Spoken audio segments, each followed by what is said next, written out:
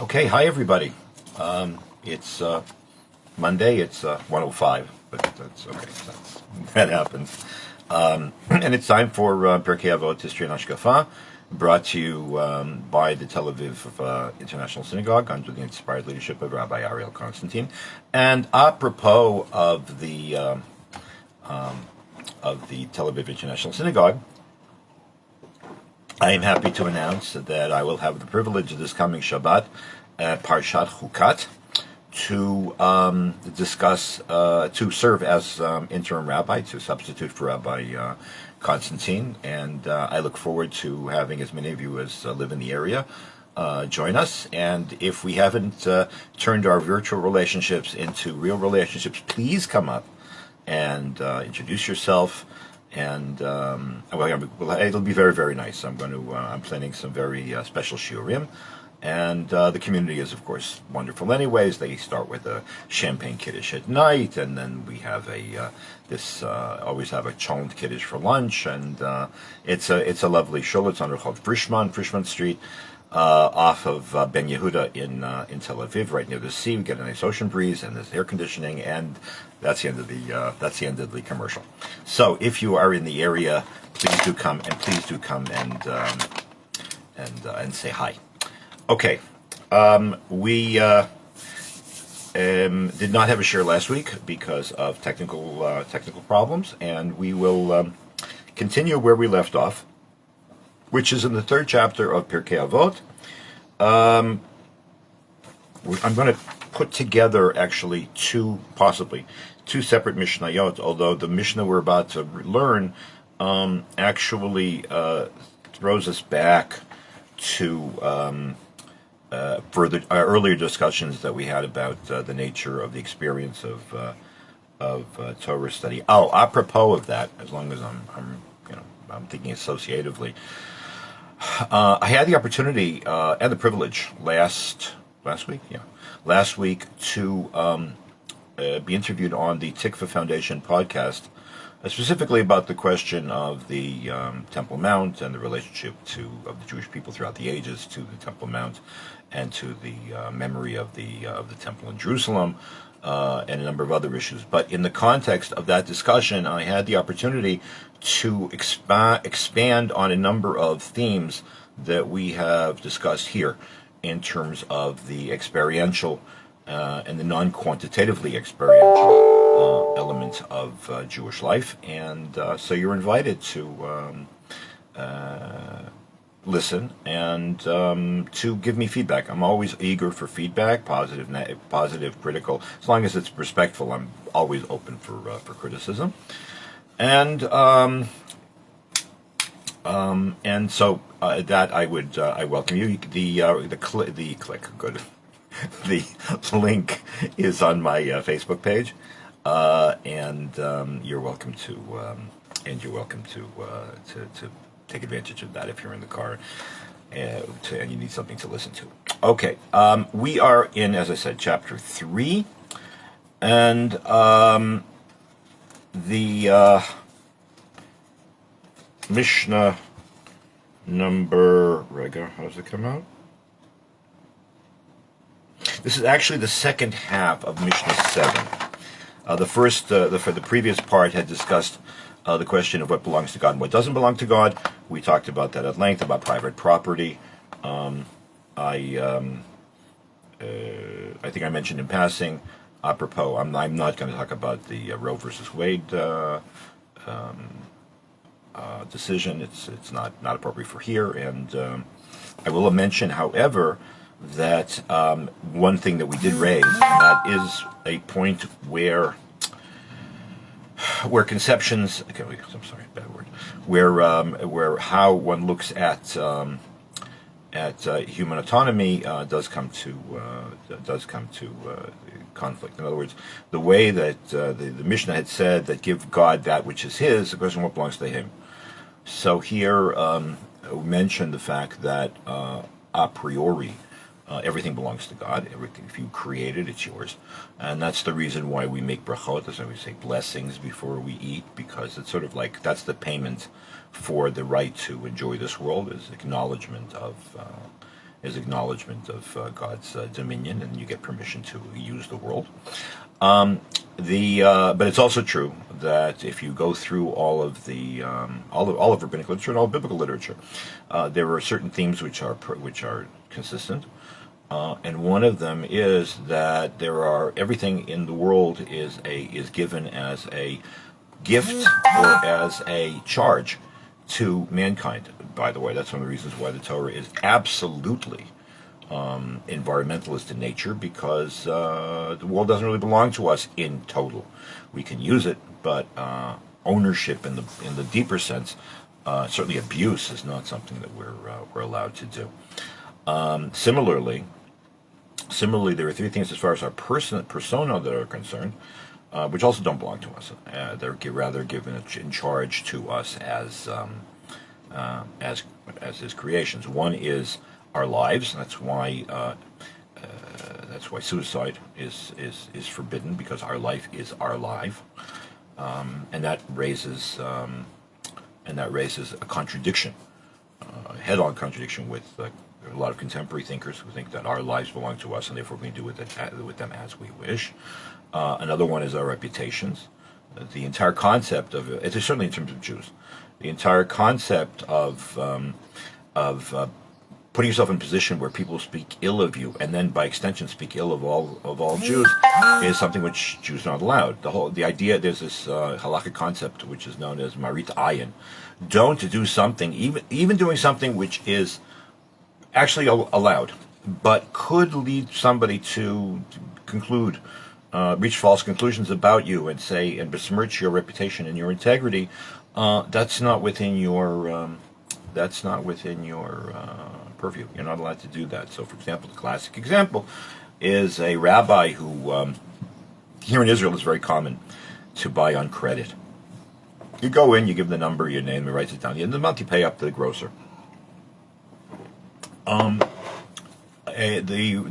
Chazal say that actually, for a rabbi to do that is wrong, because somebody might think that he's taking advantage of his position to be able to get free stuff. So you have to pay up front, and that's a really critical. The more that's expected of you, the more serious is the concern that you might actually end up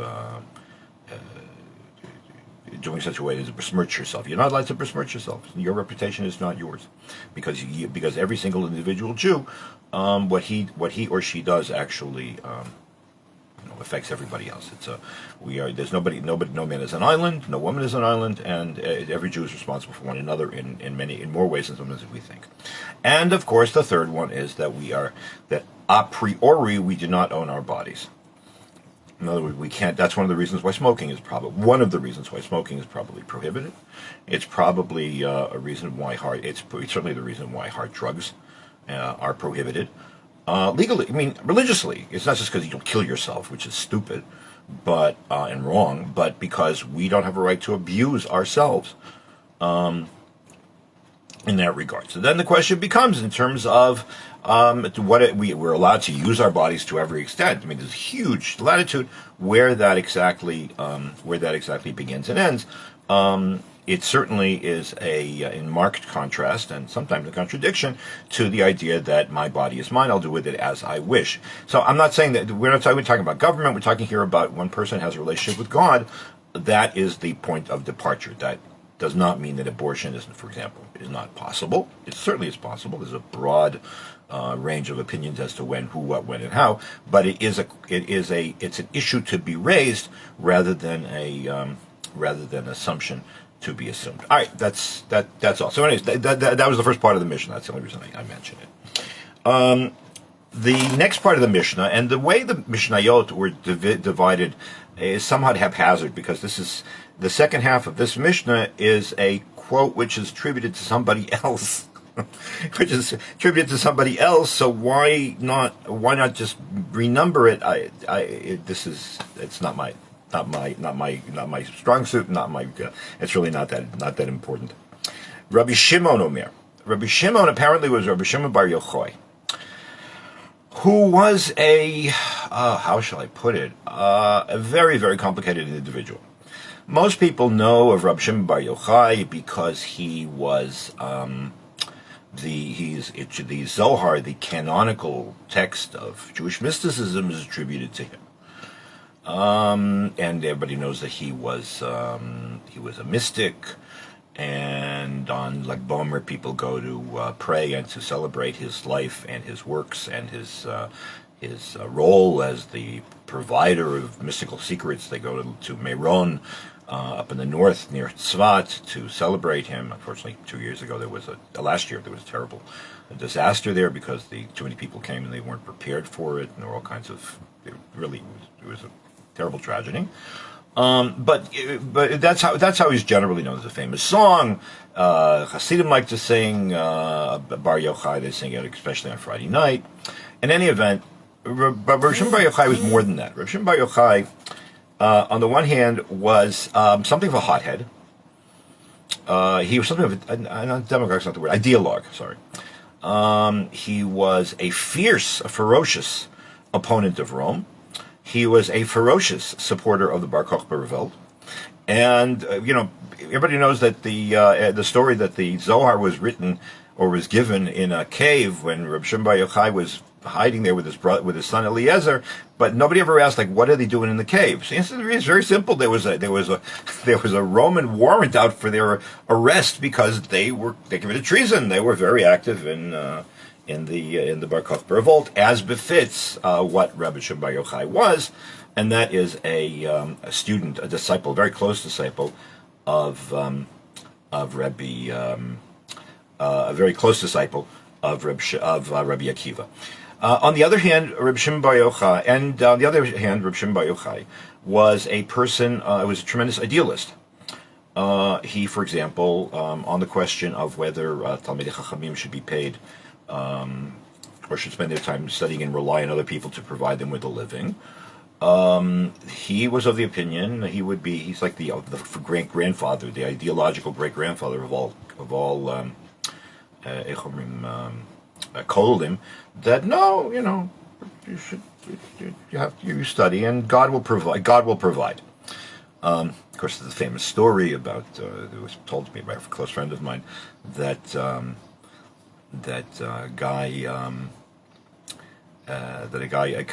yeshiva bacher wants to marry a girl, and he comes to the father. The father meets him. They talk. They talk on scholarship, talk on learning, and the father comes out of the meeting saying, "Oh, this boy is unbelievable. So the wife says, "Why? Why do you think he's so unbelievable?" There have been other boys that have asked for our daughter's hand. He says, "He thinks I'm God." She says, "Really?" "Yeah, because when I asked him how they're going to make a living, he said God will provide." So, anyways, Rabbi Shimon Bar Yochai, as I said, is something of an ideologue, and he is a person who can be associated with a very otherworldly, and that fits his mystical approach. A person who can be associated with a mystical approach and an otherworldly approach to life, which makes him into something of a controversial individual later on, which I hope we will get to when we get to the way Maimonides' take on his statement. He says as follows: Rabbi Shimon Omir, Hamalech b'derech, if you're walking on the way, v'shoneh, and you're repeating, you're studying by heart. Now, don't forget, there were no, except for the Tanakh, up until the 4th century, none of the oral law was written down, and that required a revolution, an absolute revolution of concept to write it down, because there is this very, very deep-seated conviction that comes through Chazal from the very beginning, that one has to be very much compartmentalized. That which is written, and that which is oral is oral. Now, there were a number of reasons for that. First of all, so one should realize that that there's a bit more flexibility in the oral tradition than there is in the written, because the written is written down and it's fixed. Number one. Number two, There's also a conviction, and you find this in the Geonim, that if you write something down, that will prevent intellectual growth. People will become just sort of quoting machines. I just finished teaching this year, last week, so I'm going to start getting my exams back, the take homes that I gave, and a lot of them are just going to be simply regurgitations of things that I said in class, because people write down what there is and you spit it back and goodbye. That doesn't allow for understanding. When you discuss something and you work it through and you have an open conversation with somebody else, your possibility of understanding and deepening your understanding of any topic is better when it's oral. Or as Plato himself said, this is something which actually is not unique to us, although we're sort of like, that's our position, only more so. Better to write things on the live flesh of your heart than on the dead skins of animals. So the ideal has always been, even after the Torah, after the oral Torah and all of its contingent elements were written down, that you should know things by heart, because that way you're not restricted to books. You can always roll it around in your head, but also because it becomes part of you, and you make it so you can, once you've internalized the major texts of the Torah, whether it's Tanakh, or whether it's the Talmud, or whatever the case might be, your chance of deepening your understanding chances are better. Maimonides thought that you should be able to memorize the entire Mishneh Torah and repeat it orally every 30 days. Same thing with the Shulchan Aruch. That was it's stated assumption in the introduction of the book. So oral knowledge is always superior. Always superior. And it's one of the reasons why I think that people with that rabbis who have photographic memories, like Rabbi Yosef and others, somehow have a better cachet, because everything's at their fingerprints, and hence they also have a broader mastery of the Torah. By the way, it's not you don't really need to have what's the word? You don't really need to have a photographic memory to be able to do all that. The Jew I was told by a friend of mine whose father grew up in Mea Shearim at the same time as my great-grandparents, my great-grandparents were living there, that in the early part of the 20th century, around the 30s, 20s and 30s, that it was very common. It was very common that kids knew Gemara, Rashi, Tosfos by heart. When we think about it, first of all, if you can train yourself to study like that, that's number one. There's an entire Hebrew literature from the Middle Ages about how to train your mind. The great, I guess he's great. The famous, or the well-known Italian Renaissance rabbi, preacher, gambler, I don't know, whatever you want to call him, Leo Modena, wrote a book about how to train your mind to remember stuff. So that's number one. Number two, I hate to say this, but if you think about all the baloney with which we fill our, and that's actually going to be connected to the Mishnah, the baloney with which we fill our gray matter, we could be, all of us could be much greater masters of Torah, each according to their own desires, if we didn't have to remember passwords, and I'm very serious, passwords and all kinds of other incidental things, which maybe not that important. Never mind the stuff that goes on social media and what's a Kardashian. Why do I need to know that? In fact, as I said, I spend too much time on Twitter, but apparently there's some band that again said that they're not going to come to Israel, and because they're what's the word, they're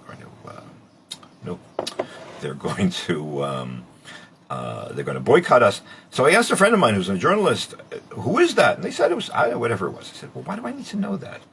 But it went in, so it's there. So you have to be careful. In any event, the assumption is that this is especially time of the Mishnah. If you're walking down the street, and the assumption is that what you're thinking about is a Torah topic of some sort, or you're rolling over in your head material that you've memorized. Hamahalech baderech, b'shoneh, and you're sitting there studying by heart. Umafsik mi mishnato, and you stop studying. Ve'omer ma na'eh ilan zeh. You come up to a field, and you're stunned by this gorgeous tree that's standing in front of you. Or mana'et near zeh. Or there was some guy with his plow who managed to create the perfect furrow. The absolute, it's straight, it's gorgeous, whatever. It's aesthetically beautiful. And you stop and you're stunned and you say, wow. And you say, wow, that's a beautiful tree. That's a beautiful furrow. Maleh alav hakatuv ki'ilu mitchayeh b'nafsha. It's as if you put your soul at risk. So, what are you supposed to do? You're supposed to not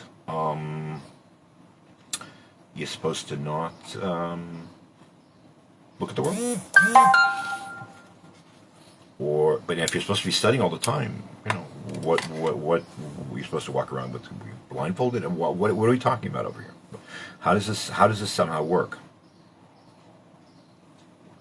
Now I know what everybody's thinking, and that no. We're talking here about the person who is he's a great scholar and this, and therefore he should ignore the world, but everybody else can take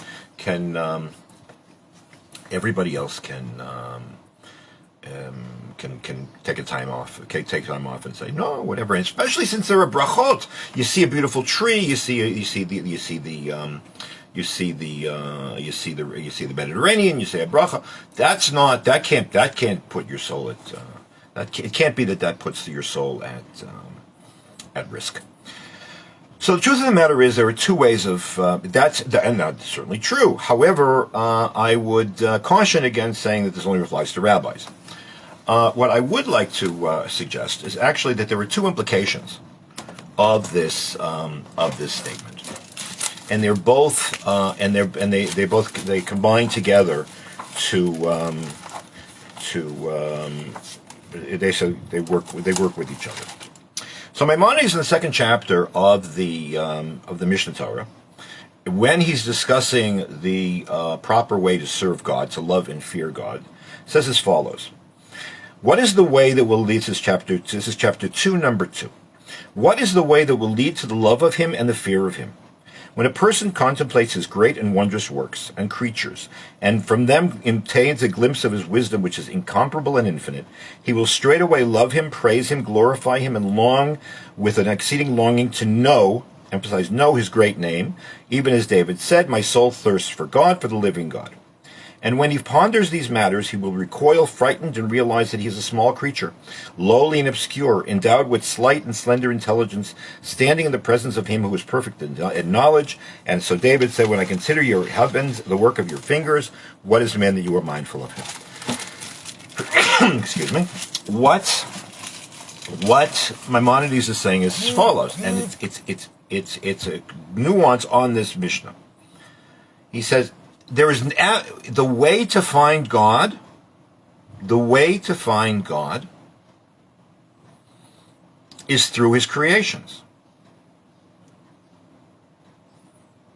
That leads to a challenge, because the more that you know, you can have two equal and opposite reactions to the more you know. You can become arrogant and say, oh, I know the answer now. So I know the world. I, don't need God. Or you can become more, what's the word I'm looking for? Humble. You can attain humility and realize the more you know, the more you know that you don't know. Nevertheless, either way, examining the world, conquering the world, science, whatever the case might be, is a path to understanding the greatness of God, because you realize that behind all of the whats and hows is the why, and the major why, the W, is God.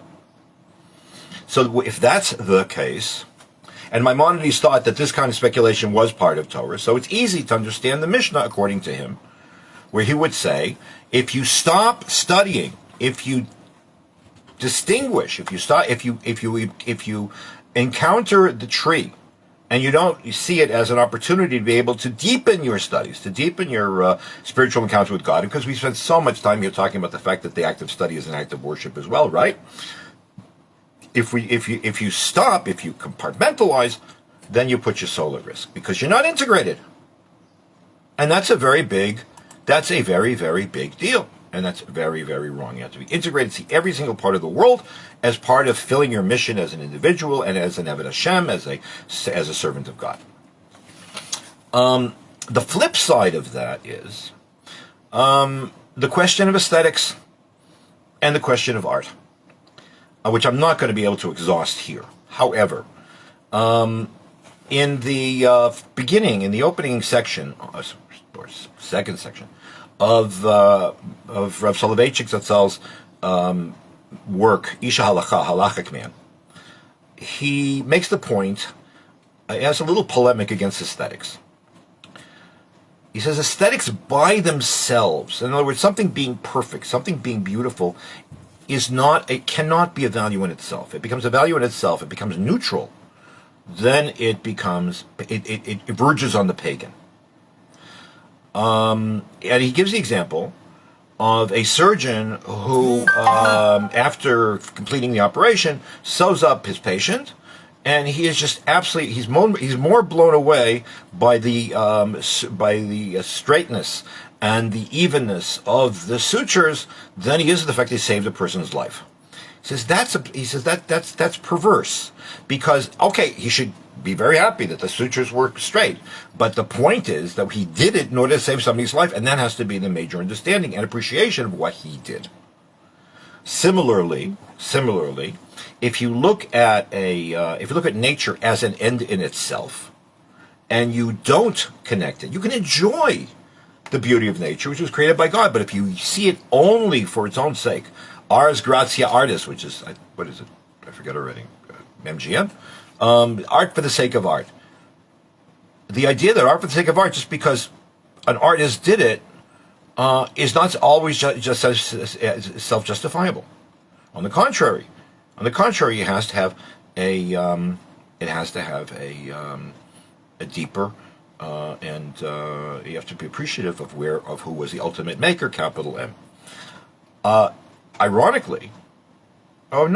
Stunningly, let's do it that way.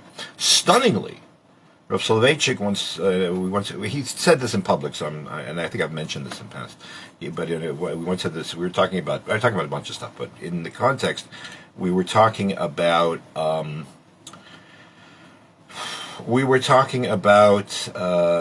people who love Jewish ceremonial, and he said, "Look at that ceremonial as an end in itself. If it doesn't have intellectual, spiritual content, you do it because it's pretty, like Havdalah, like the Havdalahs, like the old joke about the little kid that went to Jewish summer camp in the United States, and it was a boy called somehow, came home after the winter break, and they come back to camp, and the counselor says, "What did you miss most about camp?" I mean, it's nice that you're back, and what did you miss most? And she said, "Oh, I missed Havdalah. I love Havdalah." And they said, "Oh, did you do Havdalah at home?" And she says, "Oh, no." They said, "Why not?" Because we don't have a lake. Because you do that Havdalah by a lake, it should be meaningful, whatever. That's a problem, because the point is not the lake. The point is to experience the division between sacred and right. You can enhance something and make it beautiful. There was a concept of heater mitzvah. You should have a nice esrog, a nice lulav, a nice, whatever it is, whatever a set of candlesticks, whatever the case may be. But the content, the spiritual, moral, and intellectual content is what makes it valuable, because that's what links an action to God. So the same thing is true over here. That you look at the tree, and the tree is not just an end in itself. You can enjoy the beauty of the tree, but you also have to remember what's behind the tree. The same thing with the capacity of the person to create the furrow, which was so beautiful, because if it weren't for the fact that the person had talent and was given talent and knowledge and wisdom by God, he wouldn't have been able to pull it off. So that what Rabbi Shimon Yokai is saying, that you have to be careful of a world, you have to be always conscious of a world beyond that which you see. And if you compartmentalize then you have put your soul in danger, because everything is an expression of God's unity, is an expression of God's presence, or a gift from God that you have to appreciate, that we are supposed to appreciate, even as we are allowed to use them. That being the